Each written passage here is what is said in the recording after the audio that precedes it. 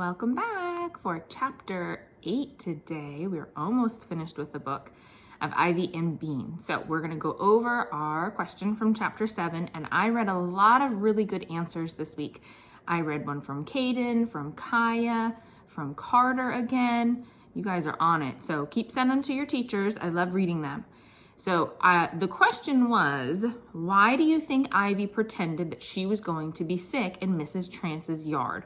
So that we kind of talked about that while we were reading, that she didn't want Bean to get in trouble. Because remember, Mrs. Trance was going to call Bean's mom again. So she created a distraction so that they can get away. So today's word is disappointed. This is a feeling that I know we've all had more than once in our lives. So disappointed is an adjective that means sad because something unexpected happened. Okay, disappointed. And disappointed wouldn't be like when you're sad when something terrible happened, but when something unexpected. So let's say that you were really looking forward to getting outside today, and then you woke up and you realized that it was raining again and that you couldn't go outside to play. Then you would be feeling disappointed, okay? Because you were looking forward to going outside and now you can't. I know that a lot of us are probably feeling disappointed that we're not going back to school this year. Okay, that's a big one. So I know that's how I'm feeling. I had lots of big plans for the end of the school year, and now we got to think of something new because we won't be there. Okay, so disappointed. All right, so get your books ready, and we're going to read chapter 8, which is Bean's Backyard. Bean's backyard. While we're reading, I want you to look for evidence that Bean is disappointed, okay? You peek over. See if Nancy's there, said Bean. She might be in the yard looking for me. Bean nodded and stood up. She could just see over the fence. I don't see anyone, she said.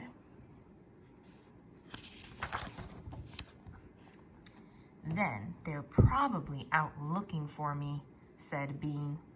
She pictured her mom and Nancy with worried faces. I've been gone for a long time. Let's go get the worms, said Ivy, pulling herself over the fence. Bean's backyard was a big rectangle. There was a nice part with flowers and neat grass, and then there was a messy part with lumpy grass and a trampoline and a playhouse that Bean had had since she was little. She could barely fit inside it anymore.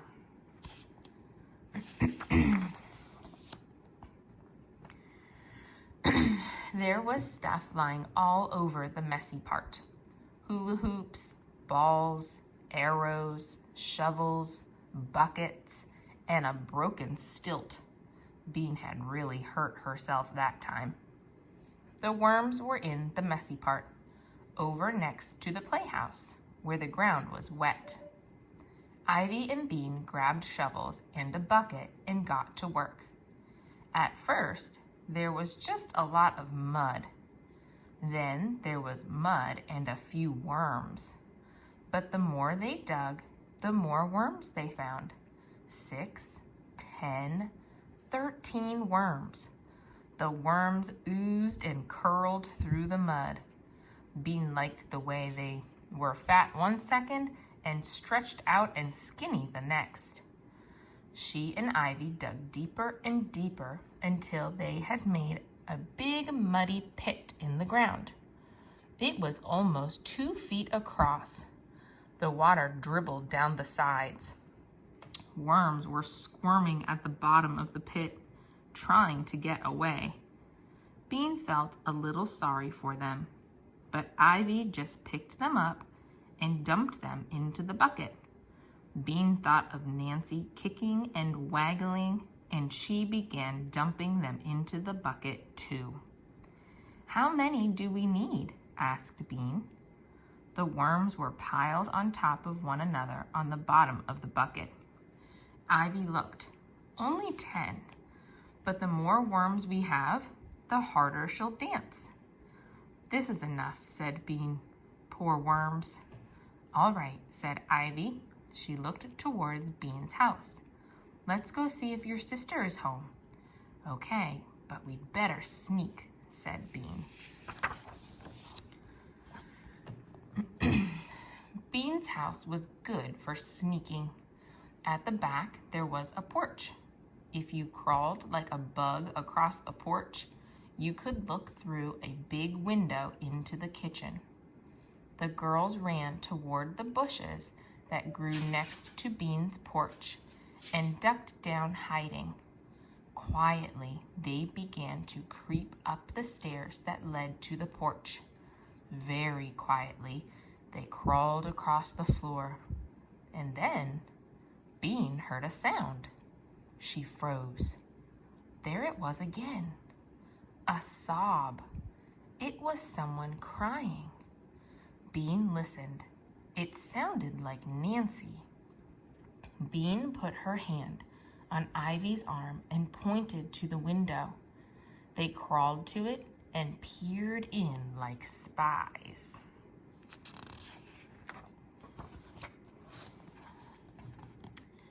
There was Nancy. She was sitting at the kitchen table. She was alone. She was crying. Bean got a funny feeling.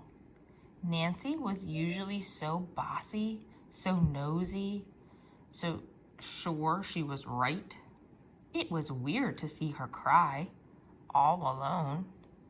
"Maybe she's crying because she thinks you're lost," whispered Ivy. "That's kind of nice." Bean didn't answer. She had never thought she could make Nancy cry. Bean felt a lump in her throat. She remembered that Nancy let her snuggle into her bed when she had bad dreams about the spooky man. She remembered that Nancy let her play with her glass animal sometimes, even after she had broken the starfish.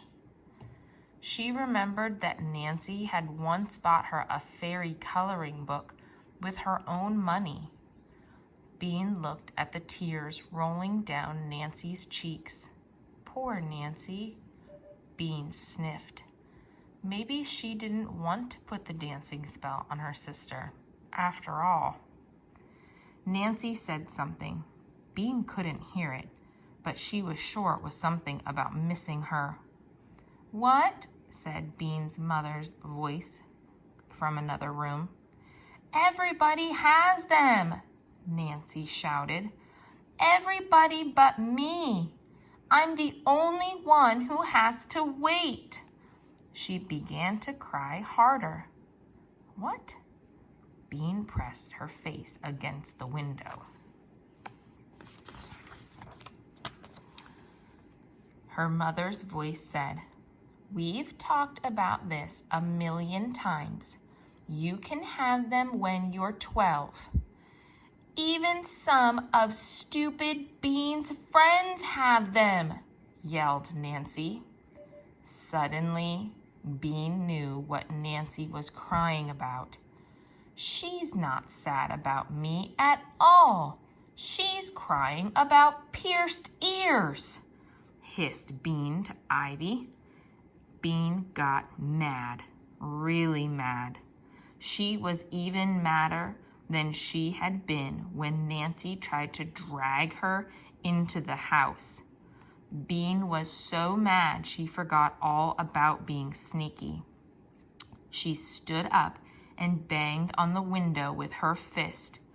"You're a big turkey," she yelled. Nancy stared and then jumped up. Hey, Mom! Bean's back! Get in here, Bean Breath!" She flashed out the back door before Bean could even begin to run. In 2 seconds flat, she had Bean by the arm and was pulling her in the door. "Just wait till Mom gets hold of you," she was saying. "You're going to be in so much trouble." "Stop!" yelled Ivy. She stood in front of Nancy. waving the wand at her face. I command you to free Bean. And that's it for today. The next chapter is called The Spell. Oh, goodness, I can't wait. All right, so I know this was a good chapter. We were thinking about why Bean was disappointed. And I'm thinking it was because she thought that Nancy was upset because Bean was missing. So it turns out that wasn't the case, and she was actually crying about getting her ears pierced. So Bean was kind of disappointed when she realized, hey, she's not really sad about me. She's sad about getting her ears pierced. Poor Bean. It probably hurt her feelings. All right, so you're going to go back. Remember, you're going to pause our video. You are going to read on your own or with a partner at home. And while you're reading the second time, I want you to think about something else in this chapter that is surprising about Ivy. I ask you that question a lot, but she's done a lot of surprising things in our book. Definitely surprising from what we knew about her in the beginning. So, all right, you may go ahead and pause the video. Okay, so our bonus questions for today. Well, first I want to talk a little bit about what you were going to think about when you were reading with your partner on what was surprising about Ivy. So I know that I was surprised that Ivy dug in and scooped up those worms. That was what I was thinking. I was also surprised at the end of the chapter then when she, well, we don't know exactly what's going to happen yet, but that it looks like she's going to stick up for Bean. She shouted at Nancy to let her free. So that was kind of surprising as well. Now, our bonus questions for today is the first one. What interesting facts did we learn about Nancy and Bean's relationship?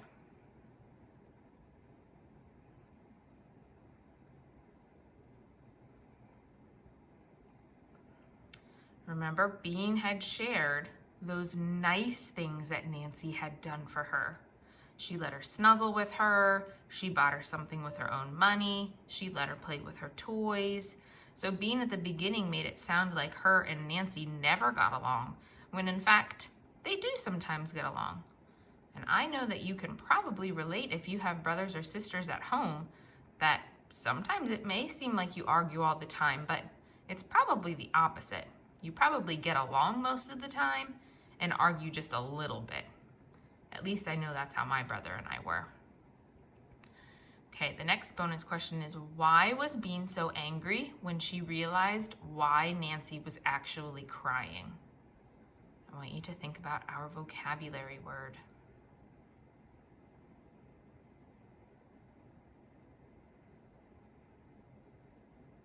Okay, it was because she thought that Nancy was crying about her, and then we found out she was really crying about pierced ears. So at first she was disappointed, but sometimes disappointment can actually turn into anger. Okay, think about it. If you got a brand new toy that you couldn't use and play with because it was raining outside, you'd be disappointed at first, and then you might even get angry about it. That happens sometimes. Okay, the last one is, what does Nancy think is going to happen to Bean?